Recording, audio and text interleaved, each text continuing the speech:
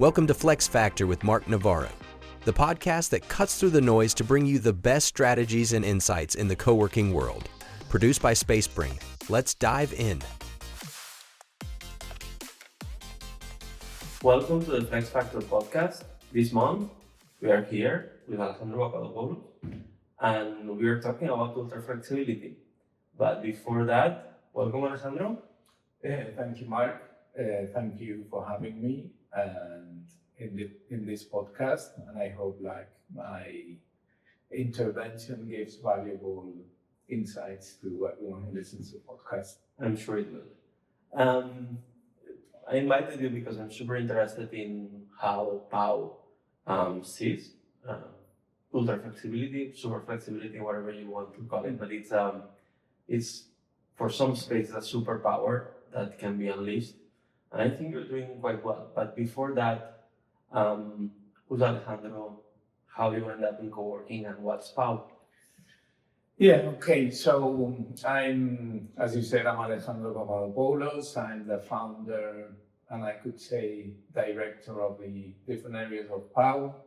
And if I had to define somehow PAU in a line or a sentence, I would say PAU is a community-centered co-working space and creative hub, meaning that our main goal is to create a community, a meaningful community, a place to belong to with a purpose, common purpose. But that purpose or goal can be professional, can be social.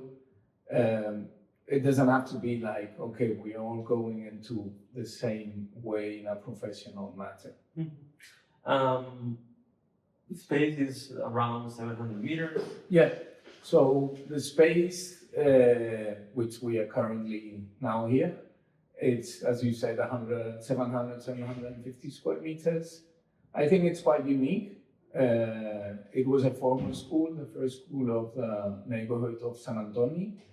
And the nice thing or the unique thing is that you have like two buildings with different levels, and you have two patios plus rooftop terrace, which means that all the areas where you work from have natural light and access to a big green area. I mean, you've experienced it because you've been working lately from here. Yeah, absolutely. And it's super nice also because if you're from Barcelona, you're probably used. But if you're not from Barcelona, from PAU you have the opportunity. Actually, we are in the back building, and on top of this building, there's a huge terrace. And you are in the middle of one of the Eixample blocks, so you can see you around and experience what a Barcelonian, like born and raised people usually experience, that it's being around and seeing inside those blocks, which is quite funny, at least the first time that you visit. Yeah, and sorry to interrupt. And about that, it's nice because the people who are from Barcelona, like the interior of the blocks are completely different from the exterior. Absolutely. Because they usually they have architectural value buildings, but from the inside, usually they're built like in a... Yeah, they're more lively. Yeah, exactly. Yeah, and also more silent. So yeah, I mean, it's many years ago, I was always like craving for a flat that was like in the street. But then when you visit a flat that have access to the inside, it's like, maybe this is the real deal. Yeah, absolutely. And when was it found? So we opened in 2015. So last year was a huge milestone for us because we turned 10 years, and that was in November. So it's quite recent. And yeah, we're preparing because we didn't have the time with all the projects that we are currently in. We're preparing a big party or a big celebration with 10 years. Okay. And before jumping into flexibility, you mentioned about the location, Sant Antoni neighborhood, which is close to the market, but it's a quite trendy neighborhood. It's this mix of cultures because it's very close to Rabat. Exactly. Which kind of user, which kind of member do you have? I think, as you were mentioning, probably because of the neighborhoods, plus how the space is designed or what. So basically, we adapted also to the space because you have to adapt to the space you have. I would say, well, users are I would say most of them are freelancers or small micro companies. Basically, the biggest office working area that we have can be for 8 people, not more. Mm-hmm. Yeah, nice. I was asking this because, and it is a long discussion we always have with Alejandro. It's about flexibility, and that flexibility can be a huge thing for some spaces, but there are some caveats. There are some stuff that you have to take care of it. So it's like at some point probably Alejandro will say, yeah, but you have to look at your space and see what you can do, right? Because there are trade-offs.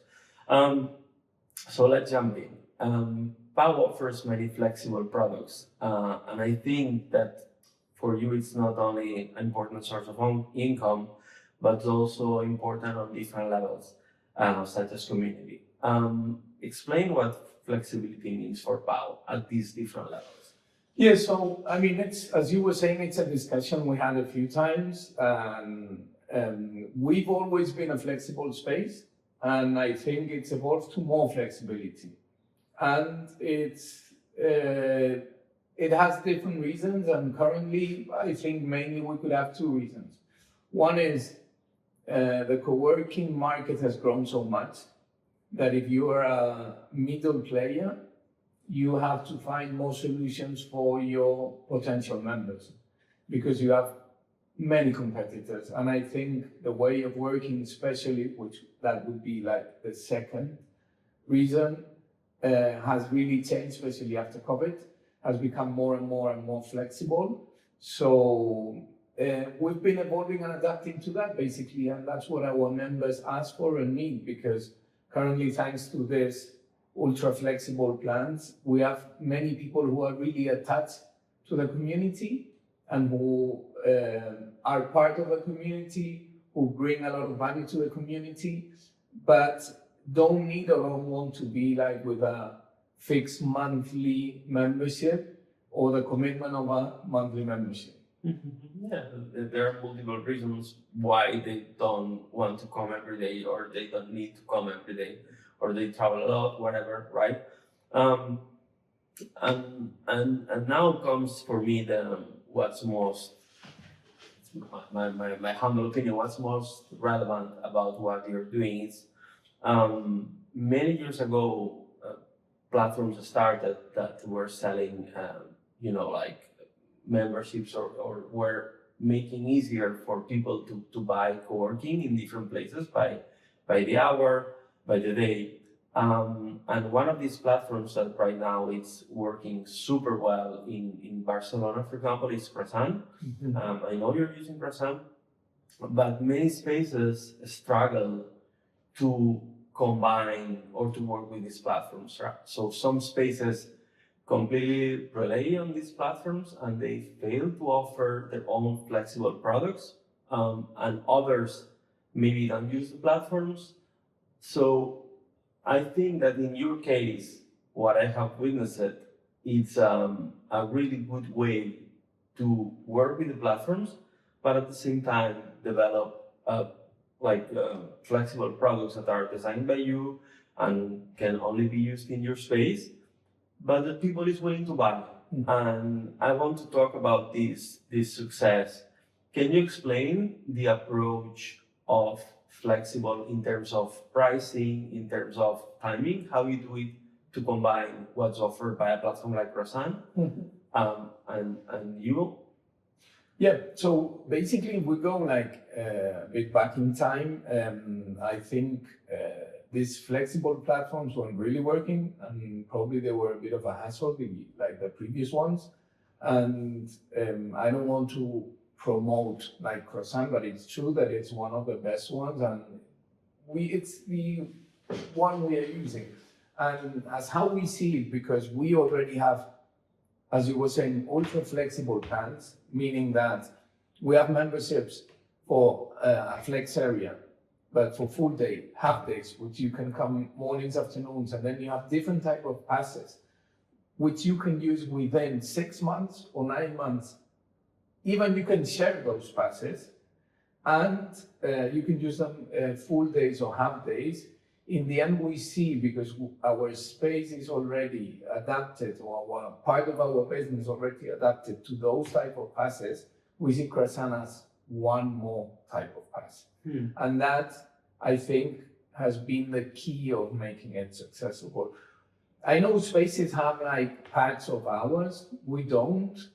And I think in that case, Croissant is a complement that we are missing. And it works so well that why are we going to build the whole system for hours? Yeah, let me try to summarize what you just said, because I find it super interesting. You're not fighting Croissant in their own terms. They are doing amazing. So by the hour, they use Croissant.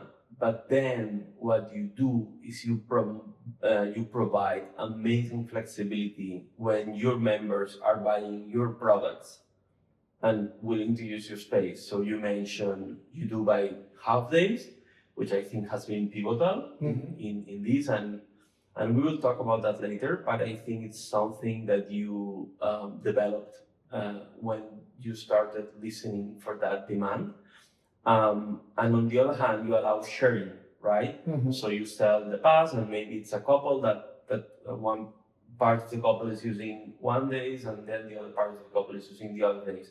So you really provide a lot of flexibility of how members use their space when they choose to buy from you, which I think it's the key. And that's super important. Let's talk about challenges. What are the challenges of implementing flexible products? I think there's many. I think people don't success implementing them because they've designed this space physically and their products not to be that flexible. And I think I've insisted on you, but it's also you have to have a flexible mindset and a bit of chaotic mindset. And that goes with the design of the space in the sense that you're going to have people coming in and out. But I have to say, and going to the previous log that we were talking, that Croissant at the same time has been somehow curious, because even if they bring us different people, we could say we have members of Croissant who are regular. So we basically have the same people coming in. So linking that to the thing of that you have to be really flexible, have your space designed and thought, have your entrance, have probably someone in the entrance constantly to control this in and out. It's that basically you have to have that chaotic mindset or to like a flexible mindset to be able to absorb this flexibility. I mean, it's different models. I think that there's other spaces who want just a purely monthly membership and they work for that. But I think that we had to, as I was saying, to evolve a bit, because now there's many competitors, there's bigger spaces, there's different models, and I think we find somehow a niche, which is an important part of our revenue. So on one side, it will be more management, taking care of security, having staff that checks. On the other hand, you mentioned something really interesting, which is if you crave for this flexible money, you need to have a flexible mindset. And I think that, that's my personal opinion, that many spaces fail because they want to get this flexible money, this kind of the money that comes from flexible memberships, but they struggle to get into flexible membership. They actually don't go that way, and they stay with the mindset of, I want a fixed income, and then try to force things in a way that they are in theory offering flexible, but at the end they are trying to lock it in some way. Yeah, exactly. They're not, I mean, they're willing to get the income, but they're not willing to give the flexibility, basically. And I think that's an amazing cover phrase. So that's basically what I think they fail or people can fail with this ultra flexibility that we're talking about. Coming back to something you mentioned, what do you think?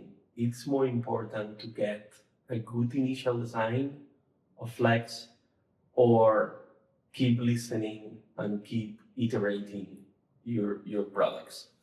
I think it's a bit of both, in the sense that, of course, you have to have a good initial design, but you have to be flexible and adapt. I mean, everything changes so fast that if you don't adapt to it, you'll end up dying. I mean, we know that in every business, so I think it's a bit of a mix of both.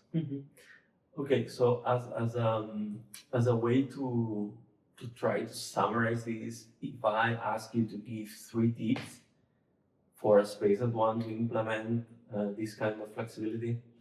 First, I think it's not for everyone because of the conversation we're having. So I think you have to be realistic. Second, you have to have the mindset, that flexible mindset that we're talking about. And third, you have to have the space somehow designed accordingly. What I mean about it is, we've discussed many times, like, you're working lately from here and you see that the flexible area, it's a proper office area. Even if it's flexible, you can move tables for events, you can move them around, whatever. But the feeling I have sometimes, people want to give this flexibility just in areas which are not prepared to work, which is a cafe and all that. And I think, or my way of thinking is, you're not providing a workspace with flexibility, but another extra area to have an extra income somehow. Getting into a little bit more detail, for example, if you don't provide this kind of environment, maybe a platform that is selling by the hour is working, because with the kind of chairs and tables, people will be okay to work there for 2 hours, 3 hours, but then you are not able to sell half days or full days because people is not willing to stay that long because it's not comfortable enough. So I think it's important that the audience keep that in mind, that this is what Alejandro is meaning by have the proper space, right? I think that his combination of comfortable area, like proper office environment, as you mentioned, it makes that he's able to sell these kind of products. And also, like, I mean, you're working here, it's the same, people maybe can't see or won't be able to see the space, but I mean, it's the setup of the space, because of the patio and the different areas, it's quite good for this type of flexibility. And sometimes what I think, and talking about this, is maybe I have, because I'm looking currently for a second location, so maybe I look and find, and I cannot provide this type of product. And sometimes we as businesses think, oh, I have this works here, so I have to copy the pattern somewhere else and it will work. No, maybe you have to adapt to the space you have and to the potential clients you will have there. So, I mean, there's talking about the 3 key things that you were saying. You also have to understand your space, understand the people you have, and see if you can offer that, basically. Yeah, absolutely. Also, I'm sorry, one important thing, I think, it's that the space is in a ground floor.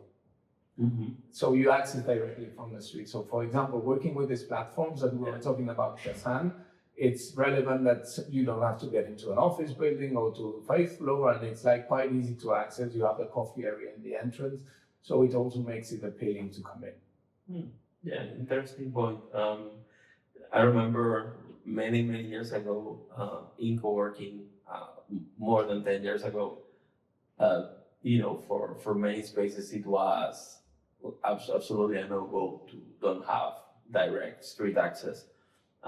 It's true that with the evolution of coworking and the mainstreamization of the concept, and like basically flex spaces getting into it, it has differed. But also, for example, pandemic impacted a lot, and then the importance of like open sky areas like private terraces or some sort different kinds of spaces like that have been very important. And for example, I think that this building gets that and I think it's something that people really value because you can be, for example, having a coffee and then leave the laptop and go somewhere else and come back, right? So it's not only the street access, but also that you are providing them spaces where you can, be outside. And in a city like Barcelona, we have quite nice weather. It's super nice. And now I would like to talk about something you mentioned briefly at the beginning, being a creative hub. And I think that we have been discussing about the creative hubs for years at this point. And at some point at the beginning, it seemed that when you become a creative hub and part of the ECHN, the European Creative Hub Networks, you were like, no, we're not a coworking. Now you mentioned you're a coworking. And I know you want to discuss this because it's like, I think it's worth explaining what's a creative hub, why coworking yes or coworking no. Can you let us know? Yeah, I mean, I think it's not that it's true. Maybe my thinking around it has evolved.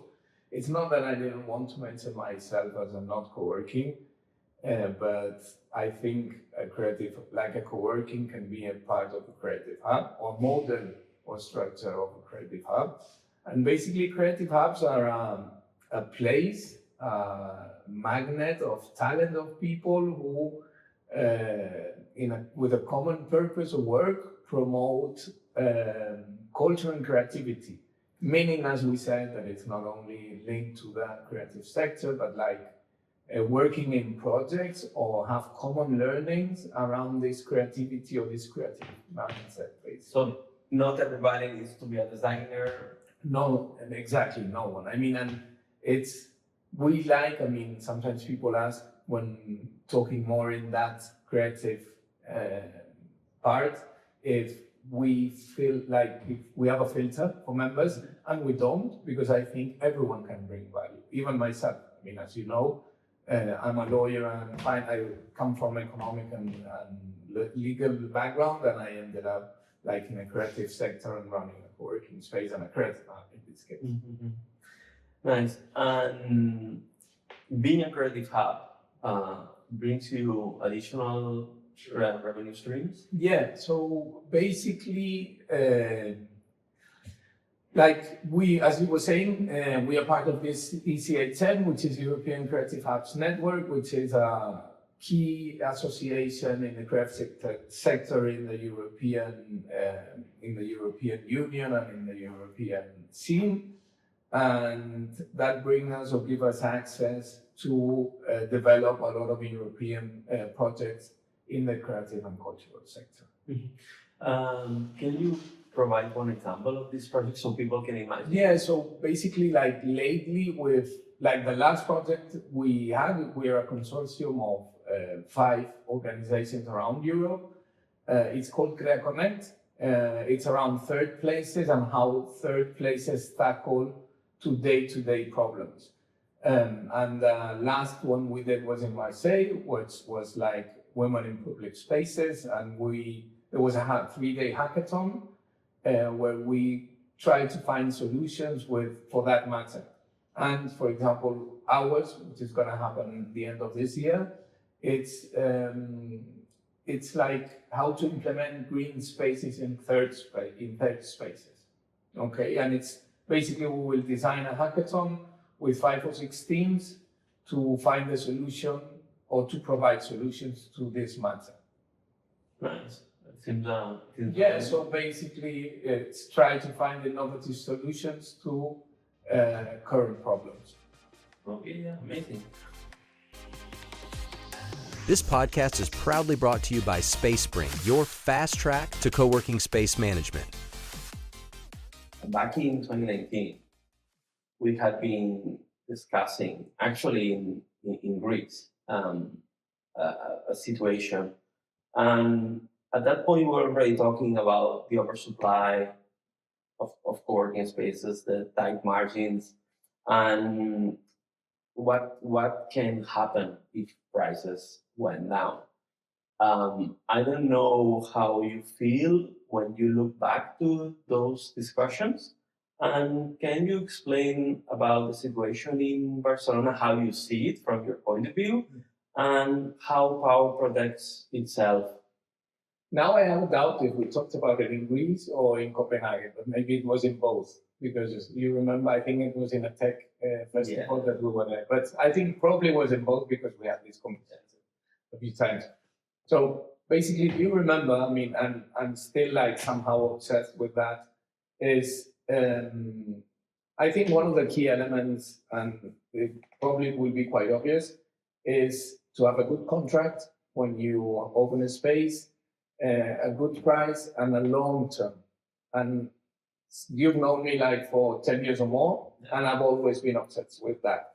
And even these conversations, we had them like 2018, like a few times, but and it's when the market in Barcelona was starting to grow a lot.